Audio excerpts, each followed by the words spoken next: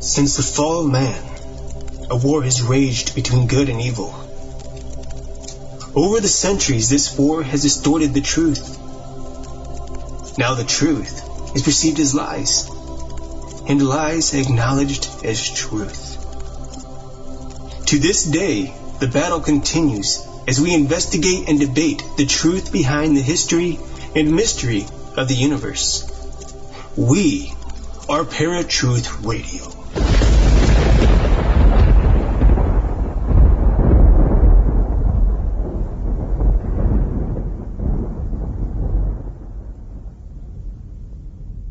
Entertainment can be found in many formats: radio, music, and stage plays. But one of the most notorious formats of media is moving picture. Whether it be a weekly television series or a cinematic motion picture on the silver screen, you can bet that there are millions of people turning in to watch. Today, we dive into a format of motion picture called the short film. But not just any short film. Today, we discuss the most popular genre of film known, and that is horror. Now Paratruth presents The Lady in White film, with special guest, Louis Guthrie. Hey folks, welcome to another episode of Paratruth Radio. It's your time! My name is Justin. And I'm Eric. And we are broadcasting on the Paratruth Radio Network as always now. So happy that you guys can join us. So tonight we've got a pretty interesting topic and guest coming on. We're going to be talking to Louis Guthrie about his short film that's going to be coming out around the same time as The Revealed, called The Lady in White. Very interesting topic, and one that Erica and I can actually touch more base on the actual legends and stuff like that later on, or we might even do it while Louis is on the show, because we do like to rabbit trail a little bit, but it'd be good to get his take on The Lady in White. Oh, absolutely. Absolutely. So Louis is all set and ready to roll for tonight. He was, as Eric said last week, he was like jumping on the Paratruth bandwagon, like, yeah, guys, I'm going to be on this show promoting the movie. So I know he's super excited to get on here. All right, folks, we're going to go to the line with Louis Guthrie. Louis, welcome to Paratruth Radio.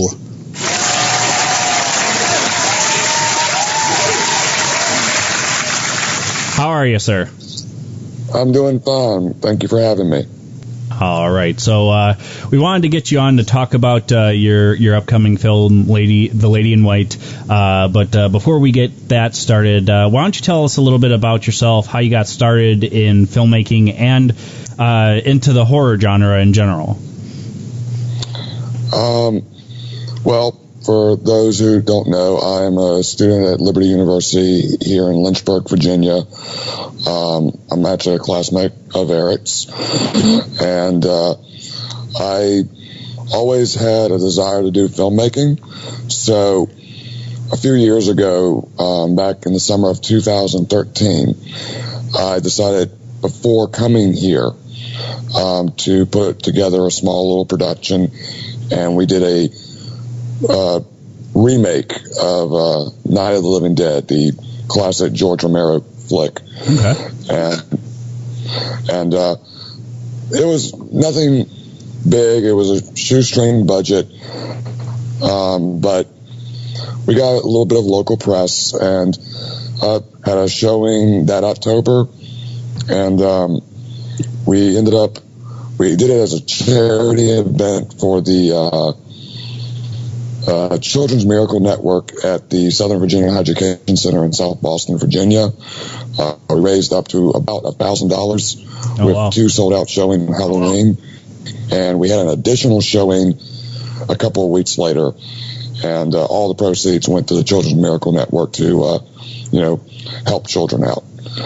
And from there, I came here, and The Lady in White is my senior thesis film. for this program here, the film program. Now, for a lot of people out there, they don't fully understand the process of filmmaking and what all goes into it. And I know, you and I know about it. Obviously, I've talked to Justin about it numerous times.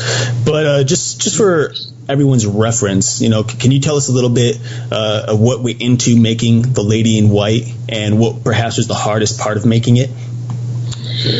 Well, like anything film-wise or any creative aspect, preparation is key. And I would definitely say the most challenging part of the whole process was the preparation. Given the location of the film takes place within a police station. I wanted an actual police station. And I talked with the county administrator and local PD back home in South Boston, Virginia, and we ended up getting the old Halifax County Sheriff's Office. They had just recently moved to a new facility, so the old facility was just empty. And that was a few months of negotiations and just trying to make sure all the lines were, all your T's are crossed and all your I's dotted. But other than that, I think that was probably the most challenging. That definitely took the longest. And other than that was casting. Mm-hmm. So it's a big process. To get to them. Yeah, I have no doubt. Just for what Eric went through, I have no doubt. So what made you decide on this particular topic? Why The Lady in White? A few years ago, when I was still in community college, me and a bunch of friends, we just decided, let's try and make a short little video a week. It was a personal project for me. It was a 52-week project. And we did it. And one of the videos I decided to do was actually, ironically, a part of a marketing and branding class in my community college. As then I wanted to do into filmmaking, so we did the whole thing of business cards, a logo, which if you are a fan of my page or see anything, you will see the Guthrie Films logo. That is the logo I made for that at that time. And one of the key elements was you have to actually make a product for this class. And in doing my personal project, I figured, why not kill two birds with one stone and make a short horror film back then for that class. And that was what The Lady in White eventually became. It was kind of the same concept. We call it The Apparition. Basically, a guy being interrogated by a detective and this ghostly entity haunting him. And we actually have a legend of a banshee back home. I've heard it a few times, and that was kind of a slight inspiration. And being here, having all this new equipment and having a few more years of experience, I wanted to update it. And so that's how I got the process of doing The Lady in White. Yeah. And as far as the legend goes, the original concept we did really had none of that.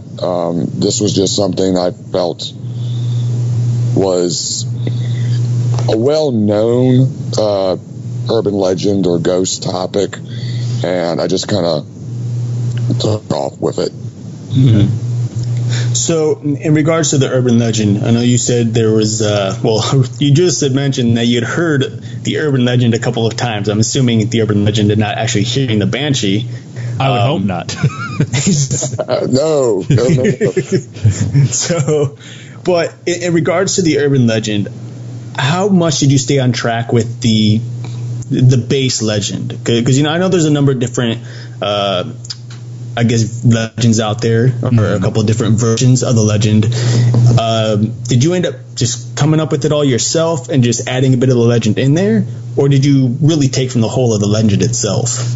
For the Lady in White. For the Lady in White, yes. The most I think I took from it was seeing a young woman in white on the side of a road. I think that's the most I took from it. Yes, the film is called The Lady in White. Yes, we refer to the entity as the Lady in White. For me personally, I view the entity as being whatever the audience wants it to be. Is she a ghost? Is she a demon? Is she something else? That is up for the audience's interpretation. But again, drawing on the actual legend, I just took the very minute basics of it. I'm probably not as familiar with the full legend or the offshoots of the legend as you guys probably are. So most of it was in the story is my own interpretation. Okay. Well, to educate you a little bit about the Lady in White or the White Lady, it actually has kind of a banshee feel to the one legend that's behind it. The White Lady usually came around when there was somebody in a particular family that was going to pass away. There have been other legends of a young woman in white who passes away and ends up, like in your movie, walking on the side of the road after her death and causing these different things. Most of the time it's just people passing her by. They see her walking, they come up to her to say, do you need help or something, and she just vanishes. But there have been numerous urban legends and cases of this Lady in White coming about. So it's very interesting that you stuck to that particular part of the legend of the young lady walking down the street and somebody coming up upon her. Eric had mentioned before the show here that you had went with more of a thriller type horror compared to jump scare type horror. What made you decide to do that? I think that's more effective. Jump scares are easy to do, and I'm not going to say we don't have jump scares in our film. Every horror movie pretty much has it, but it is more of a psychological thriller than an actual straightforward horror film, in my opinion. That being, I took the less is more aspect. Look at Jaws. Look at Alien, the first one. Yeah. You don't really see the monster at all until the end. And that was kind of the direction I went with this film. All the promotional images of the Lady in White, you never see her face.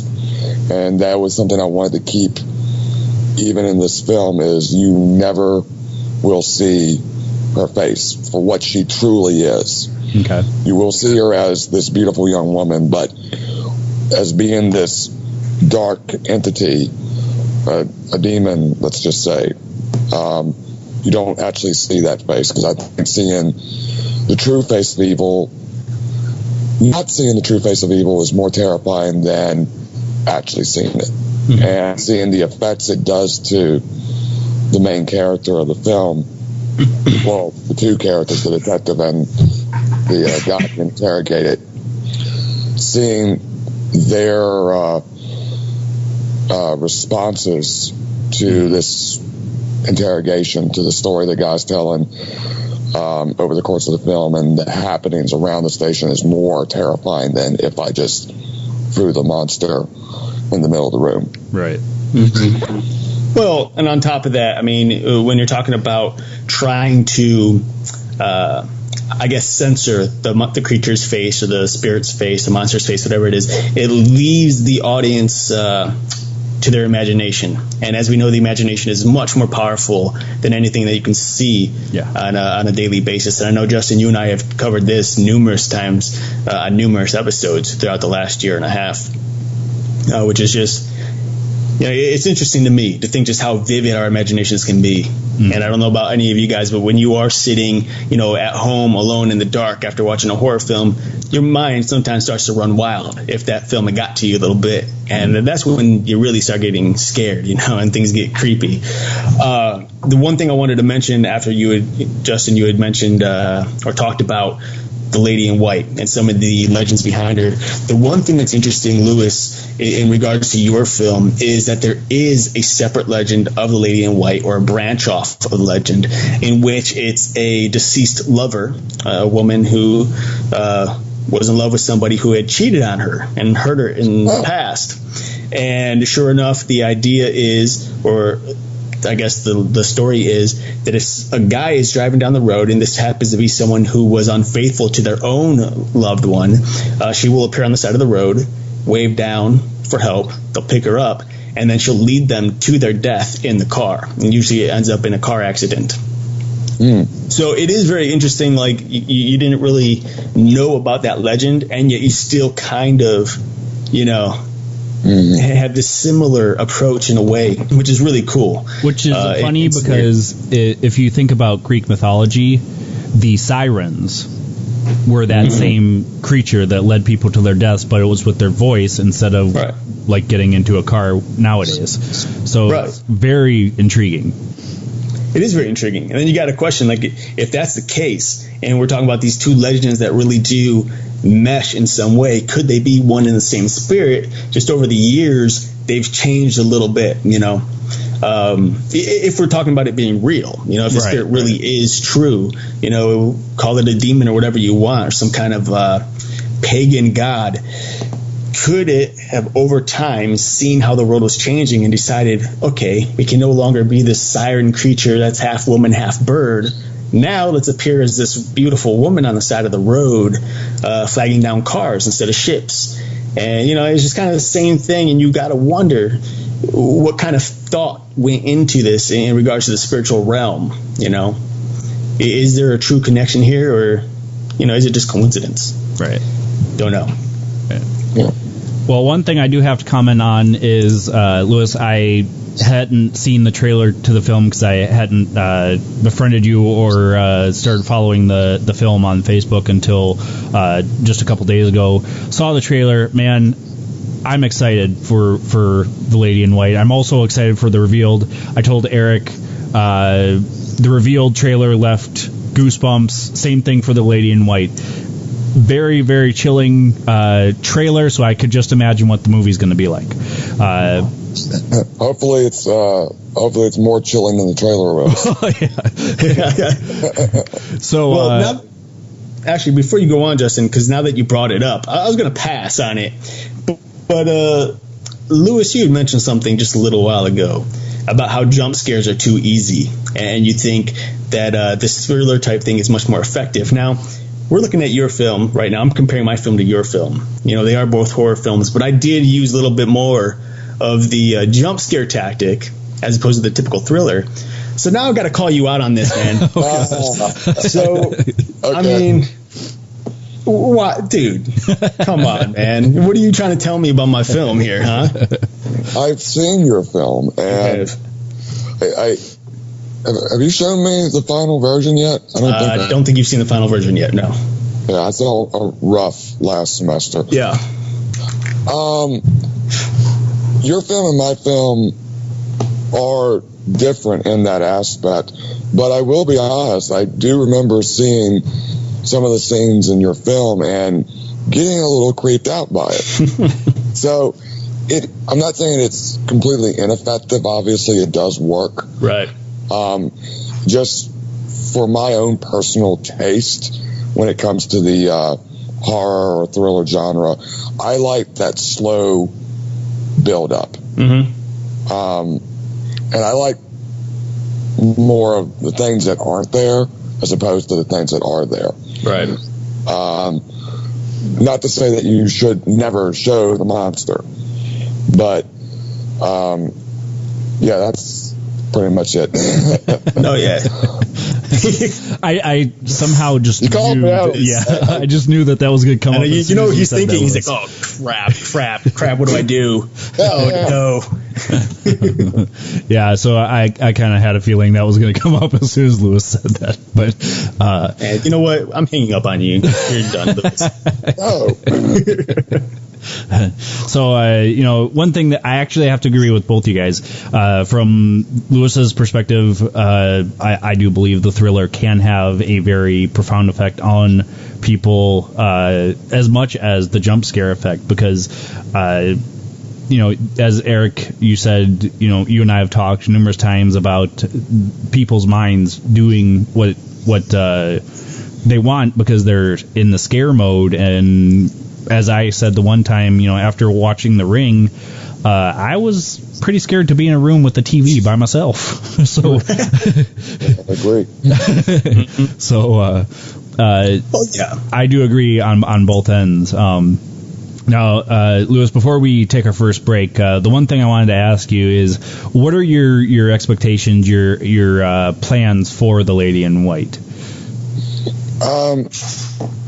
I'm hoping to submit it to some festivals. I'm hoping it gets into some festivals. I'll submit it to whatever festival I can. Of course, every filmmaker's goal is Sundance, right? Or something similar. I'll definitely, if it fits the criteria to actually getting into Sundance as a short film, I'll definitely submit it. Again, if it gets in or not, that's up to the judges. Right. But I think we have done good enough work on this. I had a phenomenal cast, which Eric was a part of, and I had a wonderful crew. I had a phenomenal crew. I was part of the cast as well, though. Yeah, that's right. You were an extra. God, see, he always finds a way to undermine me, man. I had a phenomenal cast and crew. Everyone did an amazing job. It exceeded my expectations, and I think the work we've done on this is worthy of film festivals. I'm not going to jinx myself and say I should be in Sundance, but because I'd be happy if I got into Joe Schmo's film festival. Right. It's just to get my name out there, get the cast and the crew names out there, and hopefully right person will see it and be like, hey, I got an idea, come make a movie or come work on this. Right. So it's basically a calling card to get your foot in the door. Right. And I hope it's something that people will enjoy, of course. Oh, I have no doubts for both of you guys that people will enjoy these short films. I said to Eric, and I'll say to you too, Lewis, I've seen so many independent films just on like Netflix that look like they were shot with a handheld camcorder and are the most garbage you've ever seen. I do know that you guys have better equipment than that there, so I have no doubt that these movies are going to be amazing just because of the trailers. But folks, I think we're going to take our first break here. You're listening to Paratruth Radio right here on the Paratruth Radio Network. We'll be right back with our guest Lewis Guthrie after Eric's Random Fact of the Day. Now, Eric's Random Fact of the Day. Everyone is given a name at birth. But did you know that dolphins do it too? According to factslides.com, dolphins give each other names and will answer to it, even when called by dolphins they don't know.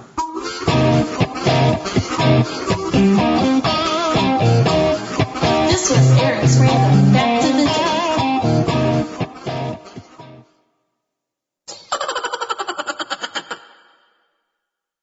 All right, folks, welcome back to Paratruth Radio. My name's Justin. And I'm Eric. And we've been talking to Lewis Guthrie about his film, The Lady in White. We just got done talking about his expectations of getting into the film festivals, and I know, Eric, that's your expectation as well with the revealed. Now, Eric, this is kind of directed at you. Since you did do work on both films, how do you feel that the Lady in White went compared to the reveal? Did it all go smoothly for both films? Did one kind of have a little more hiccups than the other? All right. Well, it depends on what we mean when we're talking about hiccups, because for me, I didn't really have any issues in regards to actually filming at the location. There were a couple things that just weren't communicated correctly, I suppose. So I had a little issue at the very beginning of filming. But a lot of the problems that I had were financially, and it was due to some individuals who just didn't, it is on me too, we just didn't quite keep our eyes on everything around us, and we sometimes forgot little things in regards to protecting the electricity bill and whatnot. Oh, okay. For one thing that's really important is when you're filming near a kitchen, you want to turn off the fridge because you can pick that up on audio. And so we turned the fridge off, and somebody forgot to turn it back on. So that cost quite a bit of money there. As for Lewis's film, I think for the most part, everything pretty much went smoothly. I know it was a little tougher, a little more difficult once we got out to Halifax, where we filmed at the police station. That was kind of difficult just because it was this huge move, which is, about an hour away or so, a little over an hour away. We had to stay in hotels for the weekend, and just trying to secure everything and keeping everybody quiet because it was so empty there.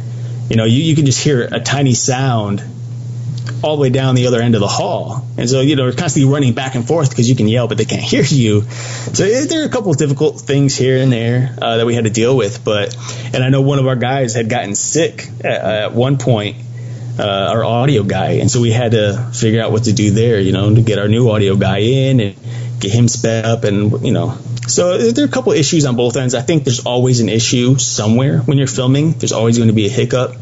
But it's more so not whether or not you get past it, but it's how you get past it. Some people just get really angry and frustrated. Yeah. But I think on both my film set and Lewis's film set, everyone was so honoring toward each other and respectable that it just helped everything go smoothly. So cool. Lewis, same for you. As far as just the Lady in White, as far as what Eric was saying, is that all that you kind of ran into as far as any type of problems or hiccups? Yeah, overall, the shoot was very, very smooth from day one. I think, like you said, the first day in Halifax, that was a 15 or 16-hour day. Mm-hmm. And that was getting up, I know at least for me, at 5:30 in the morning, picking up the assistant director, Eric Bone, and just going to Halifax, and just, it was a long day. And we had a night shoot that night, and we filmed out in the boonies at my on a road near my uncle's house, and we had a generator, one light, and a fog machine. And this actually, when you watch the film, the opening shot of the film, the very first scene you see, that scene took us 3 hours to get done. Simply because we're out in the elements and we are in a moving vehicle going down the road. And it's a POV shot where we actually see the Lady in White on the side of the road. And we have a rain machine going, and we have fog, and we just could not get the lighting and the fog to work right. And having to wait for that thing to reset. That was probably the most challenging evening. Wouldn't you say, Eric? Oh, yeah, absolutely. I think Mother Nature is probably one of the biggest issues when it comes to filming outdoors.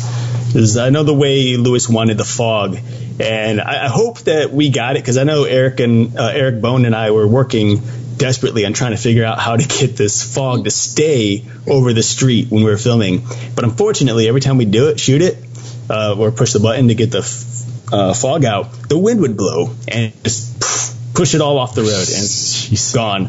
So it took us a while just to get. How many shots would you say were there, Lewis, total? I think we did 3 or 4 shots. 3 or 4 shots in 3 hours. That's 3 or 4 shots, but you're having to reset, yeah, do everything.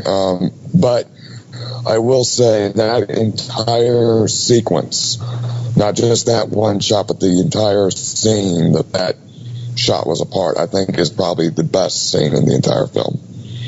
It's definitely one of the most beautiful scenes in the entire film, because we filmed it in 2 locations. Right. And they matched up pretty darn well.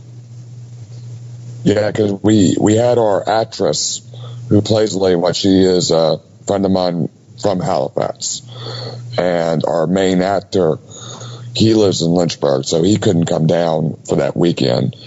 So we filmed all his stuff inside of the vehicle the first night. Mm-hmm. And then we just waited until that weekend to do all of the stuff with Emily, the actress who plays the Lady in White. So overall, it turned out to be an amazing scene, and I'm actually really surprised at how well it actually did match together. So, Lewis, let's start with you. In regards to horror, is probably one of the most famous genres out there. People, for some reason, absolutely love horror. You know, we're talking about your film. It's a horror film. We've talked about my film, which is a horror film. There are so many horror films out there that I love. You know, I just absolutely enjoy them, whether it be American Werewolf in Paris, American Werewolf in London. Switch those. The one that came first. Yeah. Not to mention, I liked London compared to Paris better just because the old school effects for me are... Okay. Well, you're old school because you're old. Older than me, for once, Lewis. Why do you think people have such a, I'm going to use this word, fetish for horror films? Because it seems like every Halloween people need horror films, even Christmas time. Why? Because they're fun. I don't think there's any other genre that is more fun than horror, at least in watching and in making them. I love all genres of films, most genres. Some I don't like, but it's an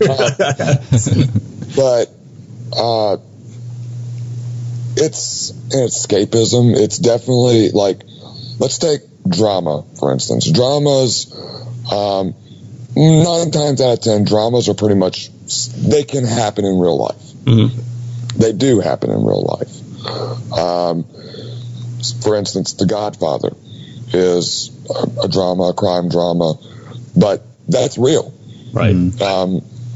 People in the mafia do exist, and they do have normal, everyday, mundane lives like the rest of us. Mm-hmm. However, you take a movie like Nightmare on Elm Street, I don't think you're going to see a guy with gloves in your dreams and kills you.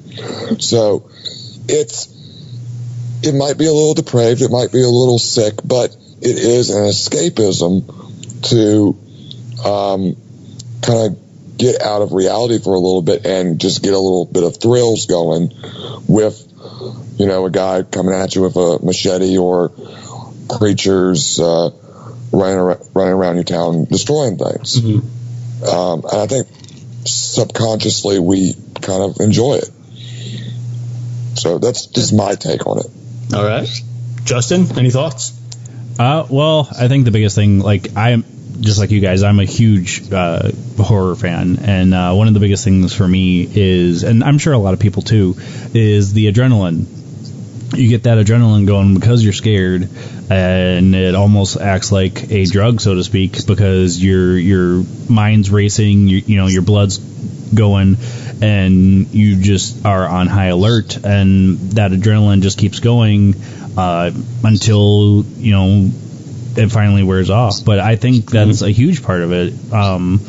People are looking for that thrill factor, just like people that go on roller coasters. You know, same effect. Yeah, I mean, I would completely agree with both of you guys. Now, I know personally, I'm not the biggest fan of horror films, and I watch them here and there, but it's not something that I purposely go to the theater to see. Usually if a horror film comes out, I just wait until it's on DVD. I don't know why. I do that with most movies, unfortunately, because it's less expensive just to buy the DVD to watch it 100 times compared to go to watch it once. But, you know, what are you going to say, Lewis? See, I will, I'm kind of like you, Eric. A lot of people think I'm like this big horror nut. And I do love horror movies. Don't get me wrong. I love them. They're fun. But I'm not as into them as some people would probably think. And I know some people listening to this who know me will probably do a double take at that. But at the same time, I do enjoy seeing them in the theater. I think the last really absolutely terrifying film that I saw in the theater was The Conjuring. And that blew me away. And however, I see The Conjuring, then I go see films like The Gallows. And there's like me and like 2 other people in there, and it's just like, I couldn't wait for that to come on TV.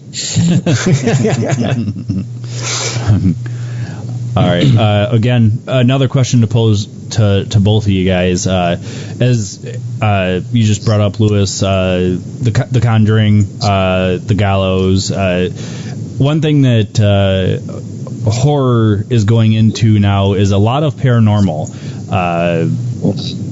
We'll start with you, Lewis. Why do you think that is? Why do you think it's leaning towards paranormal, ghosts, spirits, demons, possessions, that sort of thing? Why is it leaning towards that now? I think it's just horror goes through iterations. 80s was all about the slasher films, Michael Myers, Jason, Freddy. The 90s, it kind of, name a horror movie from the 90s besides Scream. Right. Can't. Yeah.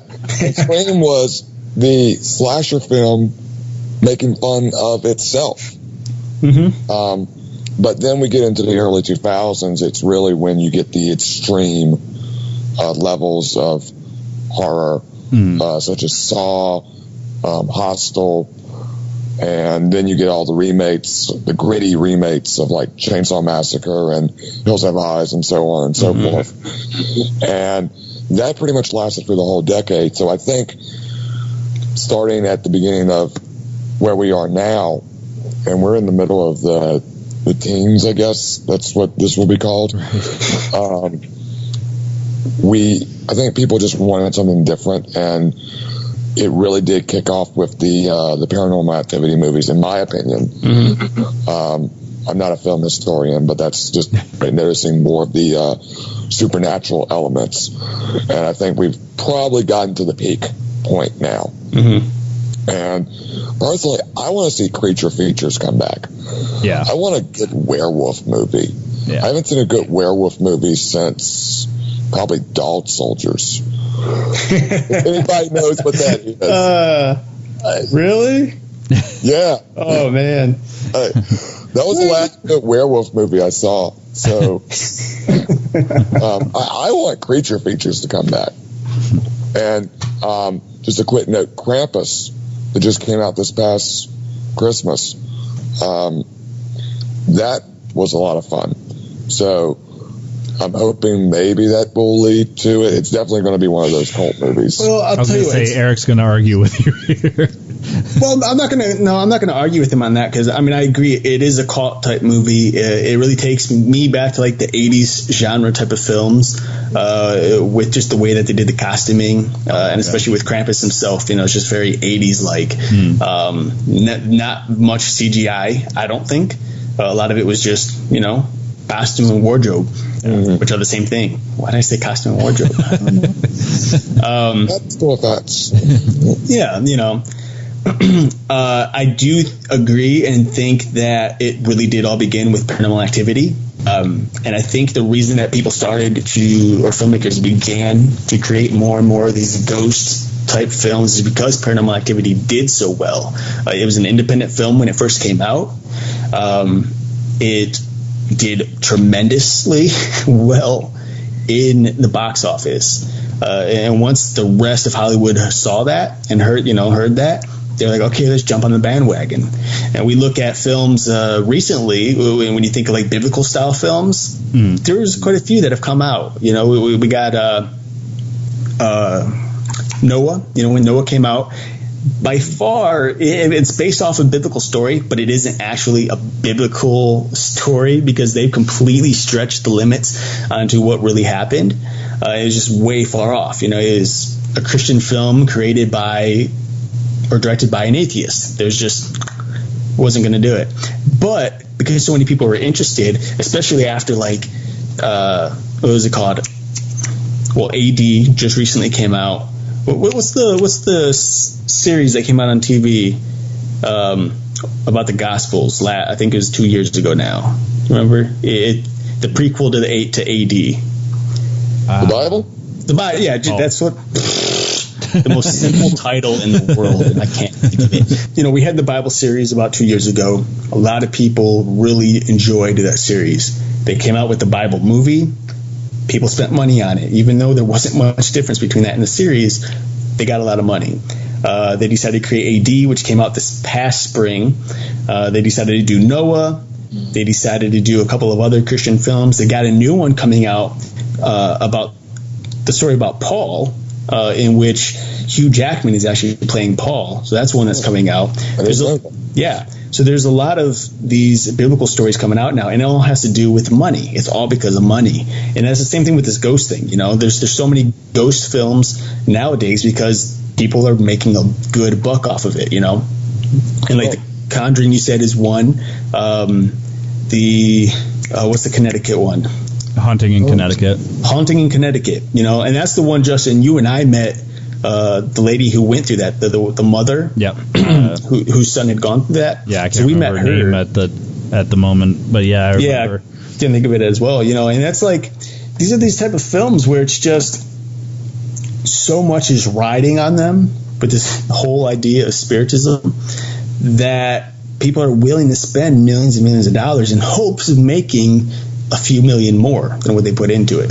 Yeah. And so far they've been able to make back quite a bit. But like Lewis said, I think we are starting to get to the top end here, and they're going to have to come up with something else because at the rate I see it, and I know I told you this a couple weeks ago, I think, Justin, this whole paranormal, like ghost hunting type thing is starting to die down.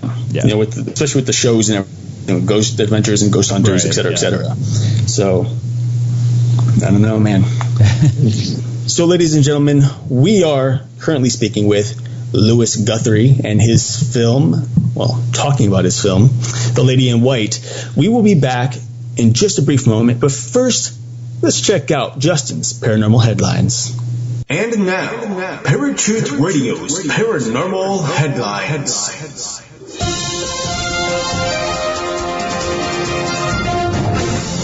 What's going on, Parafans? Justin here with your paranormal headlines. And this headline is from NBCnews.com. First Michigan wolverine spotted in 200 years. A biologist has confirmed the sighting of a real Michigan wolverine about 200 years after the species was last seen in the state that uses the small but ferocious animal as its unofficial nickname. Coyote hunters spotted a wolverine near Ubley, about 90 miles north of Detroit. Michigan Department of Natural Resources wildlife biologist Arnie Carr saw the forest predator Tuesday and snapped pictures of the animal as it ran out of the woods and across a field. The wolverine, a member of the weasel family that grows to about 25 pounds but is ferocious enough to fight off bears and wolves, once ranged across the northern and western United States. It is now limited mostly to northern Canada, Idaho, and Alaska, with sightings in a few other states, but its last confirmed sightings in Michigan were by fur traders in the late 1700s and early 1800s. The appearance is up there with having a caribou or a polar bear turn up, Department of Natural Resources spokesperson Brad Werfel said Wednesday. It's unprecedented. How the scrappy animal returned and even whether it ever really left are mysteries in the state, where the best-known wolverines are athletes at the University of Michigan. Raymond Rustum, supervisor of the Natural Heritage Unit in the department's Wildlife Division said the wolverine could have traveled to the state, been released, or escaped from captivity. What it means, who knows, Rustum said. When you take a look at the wolverine, there's always been this debate about whether wolverines ever were a part of Michigan's recent past. Some evidence shows that, some says no. The wolverine was on Michigan's endangered species list until the late 1990s, when it was removed because it was expected to return, Rustum said. Conservationists asked the U.S. Fish and Wildlife Service to put the animal on its endangered list in 2000, but the agency in October declined to study whether the species should be added. And this has been Justin with your Paranormal Headlines. This was a segment of Paratruth Radio's Paranormal Headlines.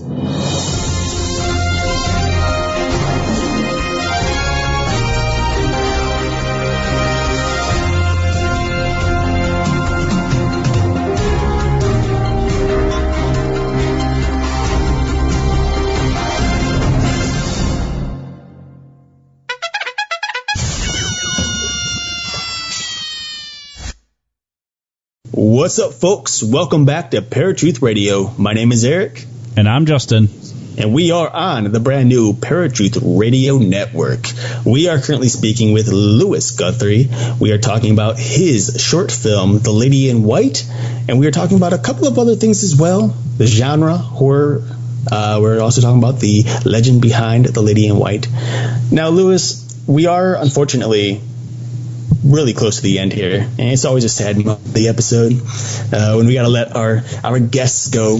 But before we do, we do want to give you an opportunity to tell people where they can find you, but also give us a little insight on things coming up, in particular a certain project I know you're working on, and maybe anything else that you'd like to cover. I'm pretty accessible. You can find me on Instagram, Guthrie Films on Instagram. We have a YouTube channel, Guthrie Films 1. There's a Vimeo channel, which is myself, Louis Guthrie. As far as we also have a Facebook page for Guthrie Films as well. And we have our own Facebook page for The Lady in White. That's facebook.com/Guthrie Films, The Lady in White. And all those are all linked together. So you find one, you can find the rest. As far as upcoming projects, right now Lady in White is kind of my main focus in post-production, but I do have another short coming up soon, which coincidentally Eric is working on as well. It's a short psychological thriller called Knock Knock. And I can't really go into a lot of detail about it, but let's just say it's about a woman who deals with some issues that may or may not be physically manifesting itself into her apartment. And are these things real or are they not? Well, you're just going to have to wait to find out. I like it. Little teasers, just leave it open. Well, as I said, it is the end of the show. So, Louis, I would like to thank you for joining us today. It was awesome having you on, man. Hope you had fun. Oh, I did. Thank you guys very much for having me. Absolutely. All right. Well, I'm going to go ahead and let you go. We're going to finish out the show here, and I'll check you out tomorrow, man. So I hope you have a good night. All right, you too. Thanks for having me. All righty. Bye-bye. See ya. All right, folks. Louis Guthrie there on the short film The Lady in White. And definitely looking forward to it. Like I said, I saw the trailer and got goosebumps. So I truly believe it's going to be an amazing one, just as the revealed.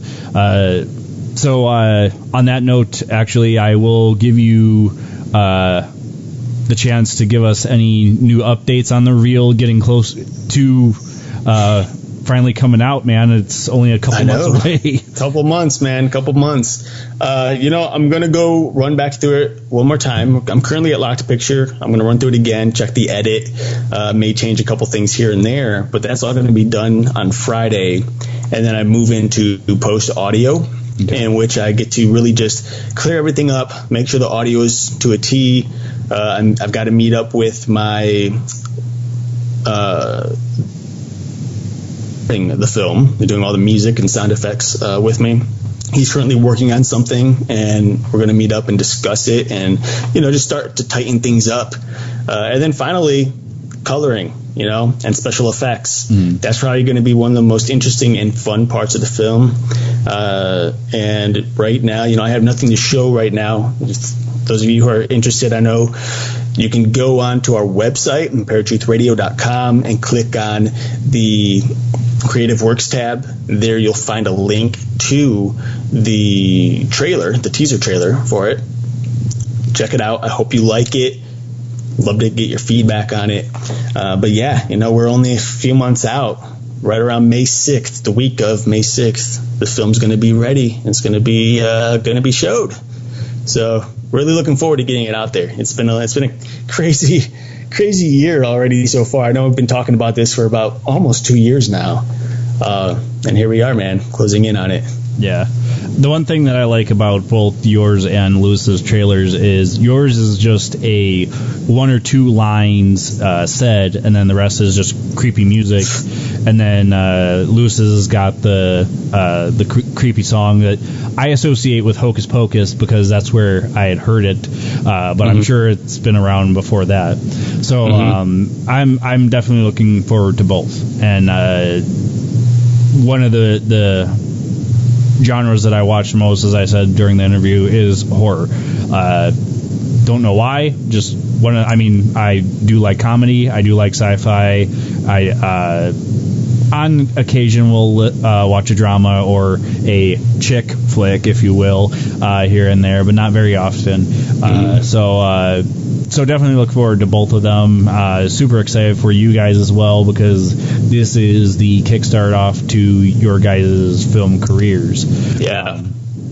So that's about all we got for you guys this week. Looking forward to next week, where we will have on Scott Ramsey about his book, The Aztec UFO Incident, and had a great time talking to Lewis.